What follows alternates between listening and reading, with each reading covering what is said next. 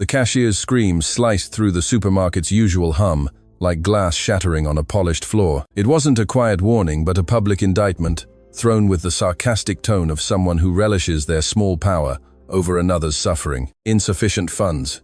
Nomusa felt the blood freeze in her veins. Her small hands, cracked from the cold streets of Johannesburg, trembled noticeably on the metal counter. She clutched the tin of powdered milk as if it were the only life raft in a stormy ocean. "Please, ma'am," Nomusa whispered, her voice breaking, not daring to lift her gaze. "Try again. Maybe there was a glitch in the machine. I only need this tin. It's for my go-go." The cashier, a woman with a bitter face, snorted loudly, making a theatrical gesture. "My dear, I've swiped this miserable card 3 times already. No money. Zero. Nothing. Understand?" The woman slammed the card on the counter. "You're holding up the queue. Important people are waiting. People who can actually pay." Behind Nomusa, the world seemed to stop. She felt eyes piercing her back. These were not looks of compassion, they were looks of judgment. Directly behind her, the imposing figure of Thabo Mokoena loomed like a tower of impatience. Thabo wasn't used to waiting. His life was meticulously scheduled with meetings, stock market closings, and decisions worth millions of rand. He was only doing this because it was his weekend with Neo, and his ex-wife had demanded he engage in normal activities with the boy. "Unbelievable," Thabo grumbled, glancing at his wristwatch. "Neo, don't stray, don't touch anything. This place is full of careless people." But Neo, at 7 years old and in his immaculate school uniform, wasn't looking at his father's watch. His large, observant eyes were fixed on the girl in front of him. Neo saw what his father refused to notice, that the girl's clothes were 3 sizes too big, that her hair was matted from lack of a comb, and, most importantly, that her shoulders shook with silent sobs. "Baba," Neo said, gently tugging Thabo's jacket sleeve. "Not now, Neo. I'm watching how much longer this spectacle will last," Thabo replied, glaring at the back of the girl's head. "Hey, you at the till." Thabo raised his voice. "What's the problem? If the girl has no money, get her out of there. I'm in a hurry. My time is worth more than everything in this aisle." The comment landed like a slap. Nomusa cringed even further. The cashier, feeling supported, smirked maliciously. "Heard that, little miss? Get lost." The cashier reached out and snatched the tin of milk from Nomusa's fingers. It was a harsh, cruel movement. "No." A cry instinctively tore from Nomusa's throat. "Please, it's like medicine. It's for my go-go. I need it." "Let go," the cashier snarled, pulling forcefully. The tin slipped from Nomusa's grasp. The metallic clang echoed like a gunshot. Nomusa was left with empty hands, suspended in the air, as if she was still clutching the hope that had just been torn from her. It was at that moment that Neo did something that shattered the usual course of things. The boy released his father's hand, stepped forward, and raised his right hand. With a firm finger, he pointed directly at Nomusa's face. Thabo expected the boy to ridicule her, as he had implicitly taught him. But Neo did not lower his finger, and his face showed no mockery. It expressed painful confusion. "Baba," Neo said, turning his head to his father. His eyes filled with tears. "Why is she trembling? Because she's cold or hungry or scared," Thabo replied, snapping his fingers. "That's not our problem. Let's go to another till." "No," Neo cried, pulling his hand away from his father. "She's not buying sweets, Baba. You told me poor people spend money on vices, but she only wants milk." "Look at her sandals, Baba," Neo insisted, pointing at Nomusa's feet. "They have holes, and she's giving the milk away." "She's not stealing." The cashier intervened in an annoyed voice. "Sir, control your son. This brat is a fraud. Take the boy away before she infects him with shame." Thabo took a wide step and stood between Neo and Nomusa, using his body as a shield. He looked at the girl with icy coldness. "Listen to me carefully," Thabo said directly to Nomusa. "I don't know what game you're playing to impress my son, but it won't work with me. Take your things and get out. You're ruining the view." Nomusa lifted her chin. Despite the dirt on her face, there was an ancient dignity in her dark eyes. "I'm not playing, sir," she said in a quiet voice, "and I don't need your money. I just wanted my go-go not to die today." "Your go-go?" Thabo laughed dryly.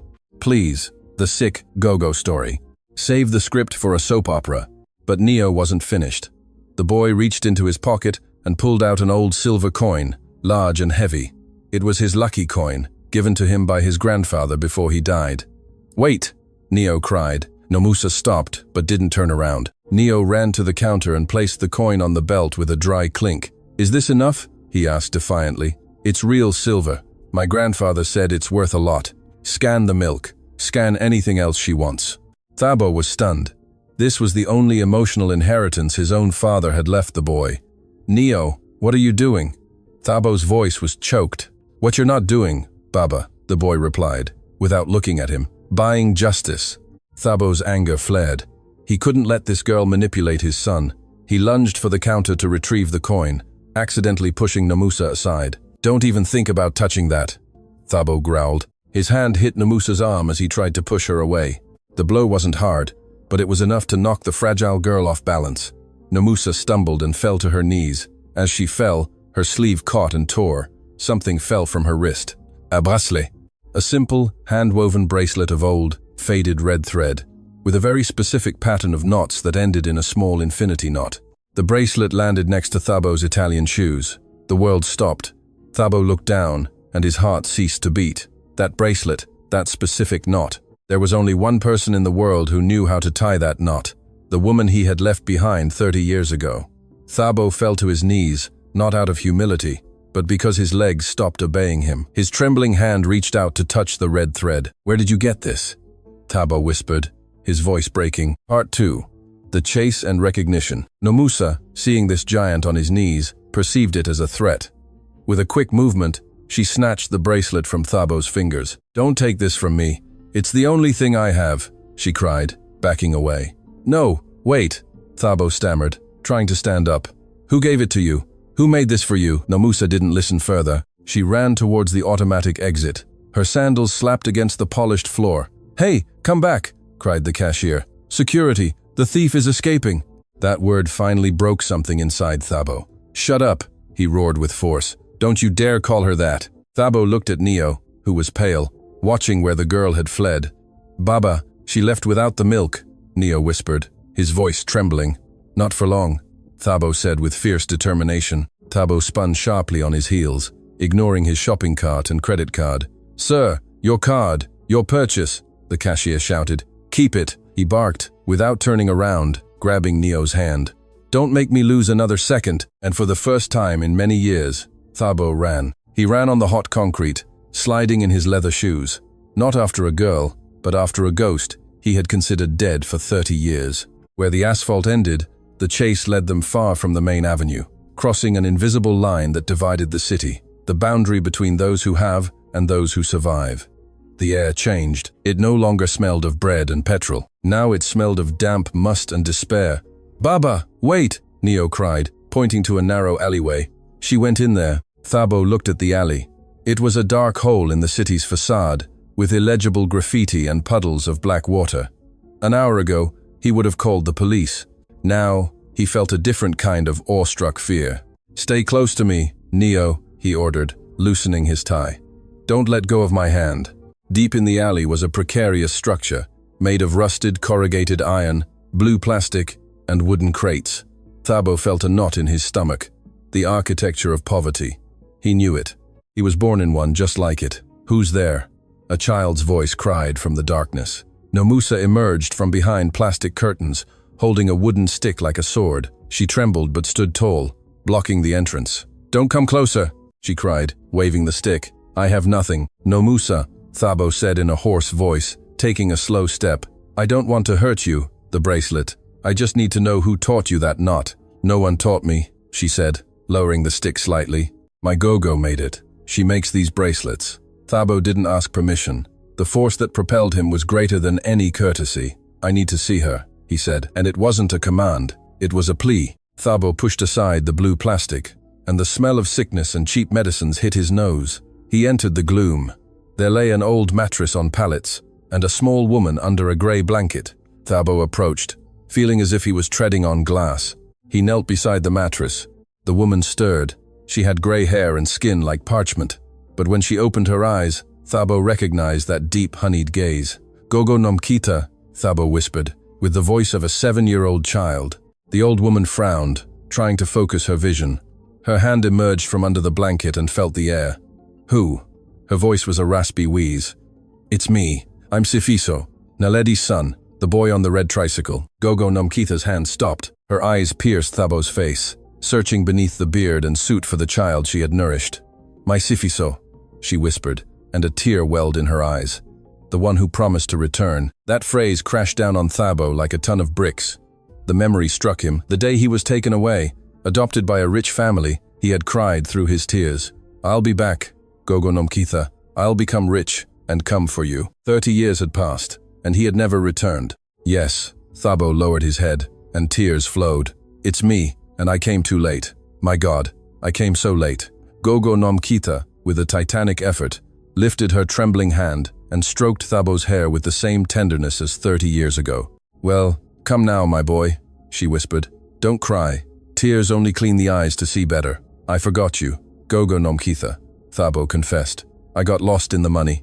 I believed that if I didn't look back, the past would disappear. I wasn't waiting for you to save me, Sifiso," she said, and a dry cough shook her body. "I was waiting to see what kind of man you had become." Nomusa watched in confusion, not understanding how this man, who had humiliated her, was now crying at her grandmother's feet. "Gogo," Nomusa said. "Do you know him? Is he from the story, the boy with the tricycle?" "Yes, my life. It's him," Gogo Nomkitha replied, trying to smile. "The one I told you would come someday." Thabo looked at Nomusa. Now he truly saw her. He saw Gogo Nomkitha's features in her, also the dignity and poverty. "She's your granddaughter?" Thabo said with understanding. "She's my Ayanda's daughter," Gogo Nomkitha replied with a shadow of sadness. "Ayanda died 2 years ago from untreated pneumonia. We didn't have money for a doctor." This revelation hit Thabo like a punch. Ayanda. He remembered Gogo Nomkitha's small daughter. She died due to lack of money, due to the lack of help he had promised. "My God, what have I done?" Thabo moaned. "Don't blame yourself for what you didn't do," Gogo Nomkitha said, squeezing his hand. "Focus on what you can do now. I am already leaving." But she pointed to Nomusa. "She will be left alone." Gogo Nomkitha fixed her honeyed eyes on Thabo's. "I want a promise from you, Sifiso. I don't want your money for myself.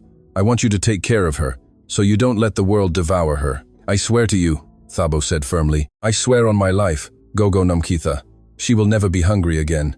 She will be like my own flesh and blood." Suddenly, Gogo Nomkitha's body tensed. Her eyes opened wide. A cruel spasm shook her. Dark blood gushed from her lips. "Gogo!" Nomusa cried. Part 3. Race Against Death. Panic erupted in the small room. Gogo Nomkitha began coughing blood, making a wet and heartbreaking sound. Her breathing turned into an agonizing wheeze. "Gogo Nomkitha, breathe," Thabo cried, holding her shoulders. "Baba, do something," Neo cried in horror. Thabo pulled out his cell phone and desperately called the emergency services.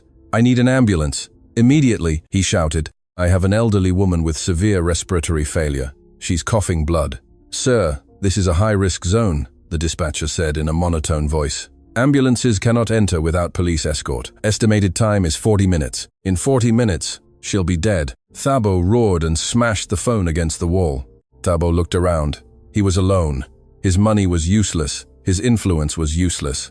Only his hands and his will mattered. "Neo," he said in a calm voice. "Take Nomusa's hand. Don't let go." Thabo took off his jacket and threw it on the floor. He rolled up his shirt sleeves to his elbows and leaned over Gogo Nomkitha. "Gogo Nomkitha, you will not die here," he whispered in her ear. "Not in this hole. Hold on a little longer." With a smooth movement, Thabo scooped the old woman into his arms. She was light, agonizingly light. As he lifted her, Gogo Nomkitha's head fell back. "Let's go," he yelled to the children. Thabo ran through the alley, carrying Gogo Nomkitha. The scene was surreal. A businessman, smeared with blood, running through a dirty alley with a dying old woman in his arms. 2 children followed behind him. The neighborhood awoke. Some suspiciously blocked the way. A man with a tattoo stood across the road. "Where are you taking her, boss?" Thabo didn't stop. He fixed his gaze on the marginal man's eyes with murderous force. "Get out of the way or I'll kill you," he roared. The marginal man saw the madness and truth in Thabo's eyes and stepped back. "Clear the way," he cried. "He's taking Gogo to the hospital." Thabo reached his car. With the utmost care, he laid Gogo Nomkitha on the leather seats. "Get in fast." The engine roared, and Thabo floored the accelerator, speeding towards Hopewell Private Hospital, swerving through traffic and running red lights. "Hold on, Gogo Nomkitha," he gasped, looking in the rearview mirror. "We're almost at the crystal wall." Thabo slammed on the brakes at the hospital entrance. His appearance was terrifying. A ruined suit, a blood-soaked shirt, disheveled hair, and wild eyes. I need a gurney immediately, he roared, getting out of the car. The valet parking attendant recoiled in fear at his sight. Sir, you cannot park here. This is the executive entrance. Thabo carried Gogo Nomkitha in his arms. Her old clothes contrasted with the luxury of the hospital. A security guard blocked the way. Stop, sir. You cannot enter with this person through this entrance. This is a private hospital. Rage consumed Thabo. Get out of the way, he cried, not stopping. The guard tried to physically block him. Sanitary regulations. This woman is a pauper. Thabo slammed into the guard with his shoulder, knocking him down, and burst into the white marble lobby. Everyone froze, seeing the bloodied man enter. Doctor! The scream echoed under the dome. She's dying. Someone, help me. The administrator turned pale and stood up. Sir, lower your voice. You must go to the emergency department and fill out forms. Thabo approached the counter, breathing heavily, and placed Gogo Nomkitha in a velvet chair, staining it with blood. I will not fill out any papers, he said, leaning over the counter. She's barely breathing. I need the on-call doctor. Slowly, sir. Without medical aid, we cannot admit people from the street. Thabo pounded his fist on the counter. Listen to me carefully, he cried. I am Thabo Mokoena. I know the CEO. If this woman is not in the ICU in 60 seconds, I swear I will buy this hospital just to tear it down with you inside. The administrator recognized the Mokoena surname. Fear shifted to the other side. Code blue in the lobby, she screamed. Trauma team, VIP patient. She is not a VIP, Thabo corrected, taking Gogo Nomkitha's cold hand. She is my family. The doors opened. The medical team rushed out, pushing a high-tech gurney. What do we have? Asked the senior doctor. Woman, 70S, severe malnutrition, coughing blood, advanced pneumonia, lost consciousness 3 minutes ago. Oxygen, 4, the doctor ordered. Into the first shock, the gurney started to move. Gogo, Nomusa cried, trying to follow. A nurse stopped her. You can't go there, dear. Nomusa watched as the doors swallowed the only person who loved her. Thabo stood in the middle of the lobby, his hands hanging, stained with dried blood. A weeping Neo walked up to Nomusa and hugged her shoulders. My Baba will save her, he said with conviction. He always wins. Thabo looked at the children and felt the weight of 30 years of selfishness. No, he didn't always win. He had just realized he had been losing for decades. 2 hours later, Thabo still hadn't moved from the private waiting room. He was still in his bloodied shirt, sitting with his head in his hands. A nurse brought food. Nomusa greedily ate every crumb, as if fearing someone would take it from her. Neo pushed his plate towards her when she finished. Nomusa, Thabo said in a hoarse voice. The bracelet. Why did your Gogo give it to you? The girl stopped eating and took the bracelet from her pocket. She gave it to me when Mama died, she said softly. Said it was so I wouldn't feel alone. She told me that a long time ago, a boy lived near her, a sad boy, because his parents didn't want him. She made him a similar bracelet to tie him to life. Thabo felt a chill. He remembered the night, at 8 years old, when he decided to run away. Gogo Nomkitha found him, gave him cinnamon tea, and wove him a bracelet, saying, as long as you wear this, you are tied to me, and I won't let you go. She told me, Nomusa continued, the boy left in a black car, that they took him away to become a prince, but she knew he would come back, so she kept weaving bracelets, keeping them in a box, saying, these are for when Safiso returns. Thabo covered his mouth with his hand to suppress a sob. Last week, when she got very sick, she took out the box. Nomusa lowered her voice in shame. She cried a lot and sold them all at the market to buy medicine for my cough. All except this one. She sold memories of you to save me. The weight of this revelation crushed Thabo. Gogo Nomkitha sacrificed her hope, her connection to him, to save her granddaughter. Meanwhile, he was buying yachts and despising people like her. Forgive me, Lord, he whispered, closing his eyes. Baba, Neo said, is it your fault she's sick? Yes. The question was direct. Thabo could have lied, but he looked his son in the eyes. Yes, son, he said firmly. It's my fault, because I could have returned many years ago, because I have money, and I allowed the person who saved me to live in rubbish. Then you have to fix everything, Neo said. Not just with money, for real. I will fix it, Neo, I swear. The door opened. The doctor entered with a serious face. Thabo stood up, his heart in his throat. Nomusa clung to his leg. Doctor, how is she? Mr. Mokoena. The patient arrived in critical condition. Bilateral pneumonia, severe dehydration, threatening anemia. Her heart is very weak. Tell me, will she live? We have stabilized her. She is in an induced coma, but the next 12 hours are crucial. Clinically, we have done everything. Now it depends on her, and if she has a reason to stay. She has a reason, Thabo said, looking at Nomusa. She has two. I want to go in now. You have 5 minutes, and only you. Thabo entered the ICU. The digital sound was a cold symphony. Beep, beep, beep. Gogo Nomkitha seemed even smaller among the white sheets, connected to tubes and wires. Thabo sat next to her and took her cold hand, scarred by a lifetime of hard work. Gogo Nomkitha, he whispered. It's me. Yes, the ungrateful one. Only the monitor's beeps answered him. I lied to you out there, he continued with urgency. I didn't forget because of work. I forgot because I was ashamed. When I was adopted, I wanted to erase everything I was. You were a living reminder of my poverty. Tears streamed from his eyes. I was a coward, Gogo Nomkitha. I believed money would cleanse me. But today my son had more courage than I have had in my whole life. He saw you, and I only saw an inconvenience. Don't die, please. I need you to see that I can change. I need you to see that Sifiso is still here. Suddenly, the beep accelerated slightly. In the hand he held, Thabo felt a light, almost imperceptible squeeze. Gogo Nomkitha, he asked with a pounding heart. The squeeze didn't repeat, but for Thabo, it was enough. It was a spark in the darkness. I promise you, old woman, he said, turning his pain into steely determination. Nomusa will not become a statistic. From today, she is sacred to me. If I have to burn my company to give her a future, I will burn it. She will have the life you dreamed of for me. Thabo stood up. He was no longer the same man. He kissed Gogo Nomkitha on the forehead and turned. He had a mission. Exiting the ICU, he found Neo asleep on Nomusa's lap. The girl guarded the rich boy's sleep like a soldier, softly humming. This image struck him. Two worlds united by innocence. Thabo approached slowly. Calm, he said, raising his hands when Nomusa flinched. Is she? The girl asked in a barely audible voice. She's fighting, he replied, sitting on the floor to be at her level. Your Gogo is strong. Will they kick us out? She suddenly asked. From the hospital. The nurses look at us sideways. They always kick us out of nice places. The innocence of that question hurt more than a blow. No one will kick you out, he said firmly. This is my hospital. You are my honored guests. At that moment, his cell phone rang. It was Sifo, his partner, about a R50 million merger meeting he was supposed to close that day. Thabo, where are you? He cried hysterically. The investors have been waiting for 2 hours. We're losing the deal of the century. Thabo looked at Nomusa in her holy sandals and with eyes full of fear. He looked at Neo, trustingly asleep. I'm not coming, Sifo, he said with icy calm. What? Are you crazy? This is the merger, your career. Listen to me carefully. He lowered his voice. Let them leave. Let them take the money. I don't care. This is professional suicide. No, Sifo, this is salvation. I am busy saving what is priceless. Thabo hung up, then turned off his phone entirely. It was his chain, tying him to the world of vanity. Nomusa, he said, looking her in the eyes. I know you're scared.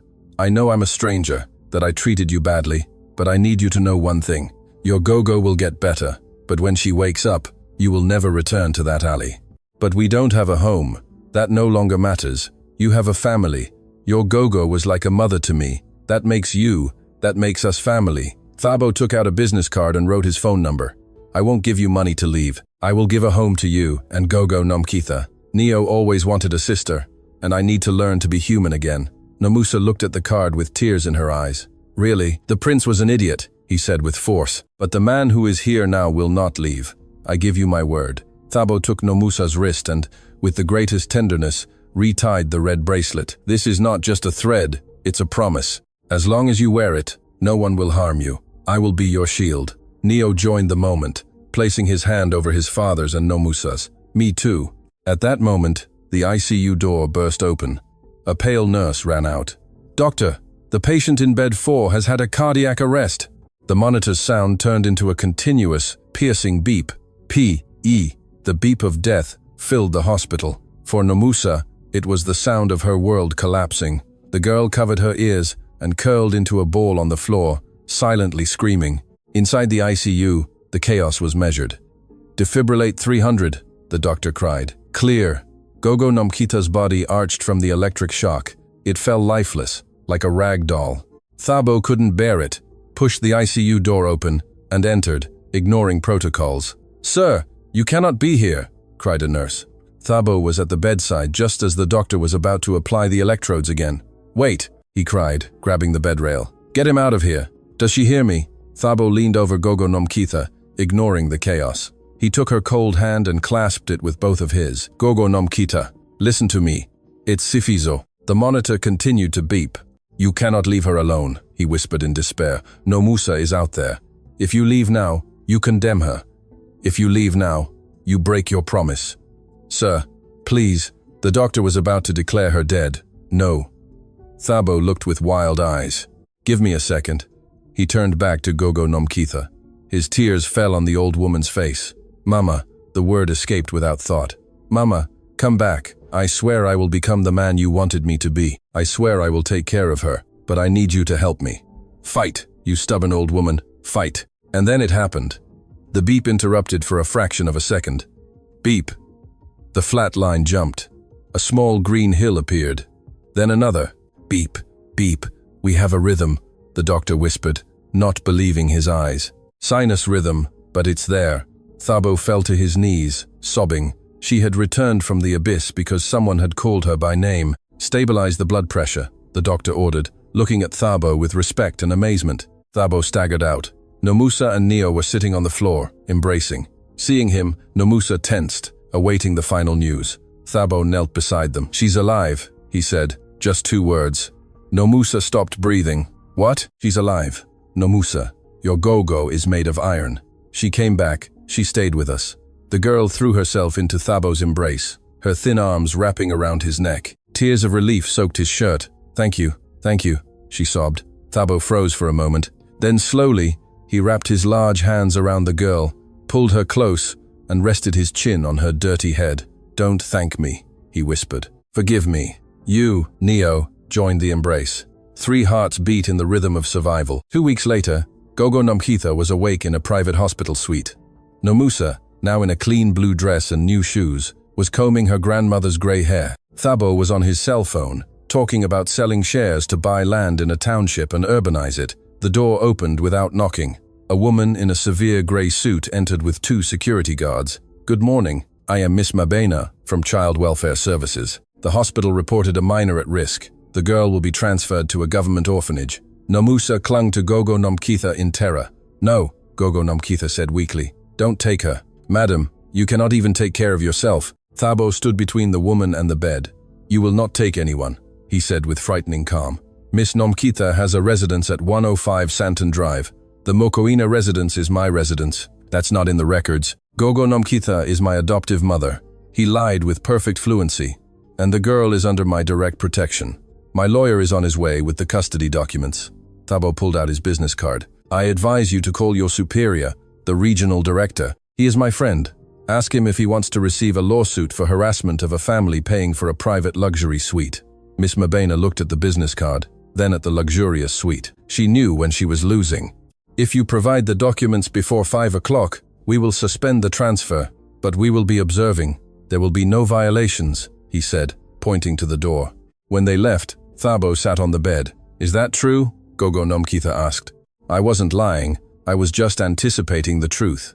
You will live at home, you and Nomusa. Neo is already preparing the room.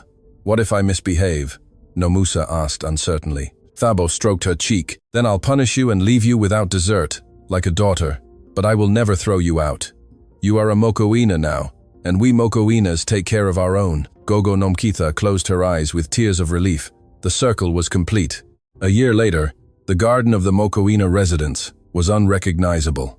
Where cold statues once stood, there were now football goals, bicycles, and a wooden table under an oak tree. It was Sunday. Thabo was barbecuing in a stained apron. He no longer wore a watch, only the red bracelet on his wrist. "Baba, Nomusa cheated," Neo cried, running up with a red face. "Liar!" Nomusa ran, laughing. Her hair now shone, tied with a red ribbon. "Referee!" Thabo cried, raising the spatula. "Play fair." Gogo Nomkitha sat at the table like a queen. She had gained weight. Her wrinkles were now maps of a life that had found a safe harbor. She calmly knitted. "Stop fussing, Sifiso," she smiled. "Let them run." Thabo approached and poured lemonade, kissing her on the forehead. "How are you, Mama?" "Better than ever, my son. You know, I was thinking about that day. I also think about how close I was to losing everything. Gogo Nomkitha took Thabo's hand, stroking the red bracelet. But you didn't lose us, because the thread stretches, it tangles, but it never breaks. She looked at the garden where the children played with laughter. Look at this. This is what you built, not a company building. This is what I know. I am the richest man in the world, and it has nothing to do with the bank. The butler announced the arrival of guests for the gala evening of the Gogo Nomkitha Mokoena Foundation, a center for homeless families. Let's go. Wait. Nomusa ran up. Baba, your shoelace is untied. You can't go out like that. The girl knelt and tied Thabo's shoelaces. Thabo looked down at her. He remembered the day in the supermarket when he looked at her with contempt. Now he looked at her with absolute devotion. Done. Now you look like a president. Thabo crouched down and hugged her tightly. Thank you, my daughter, for tying my shoelace, for saving my life. He took Neo's and Nomusa's hands. Gogo Nomkitha walked ahead with her walker. Together, they walked towards the house. The camera pulls back, showing the garden full of life. Last shot. Thabo's wrist, holding Nomusa's hand. The red thread shines. The infinity knot holds firm. No one is so poor that they cannot give a hug, and no one is so rich that they do not need one. End.